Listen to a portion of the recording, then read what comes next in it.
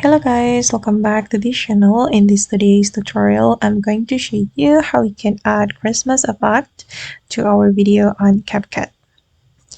Okay, let's get into it guys. Here I have opened my CapCut application, and as you can see, I have created a project on my CapCut application, and I'm going to add Christmas effect to this video.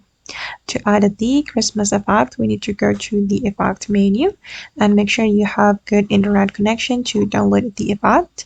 And we can go to the Christmas category, and here you can choose the effect that you like. And I'm just going to use the free effect for my video.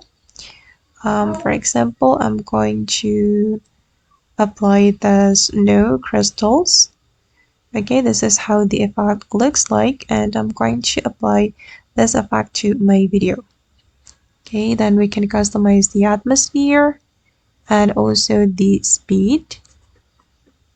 Okay, I'm going to play it guys, and you can also combine the two effects for your video.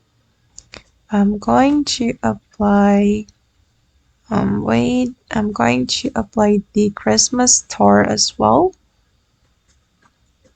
Okay, and I'm going to apply it like this, and this is the final result.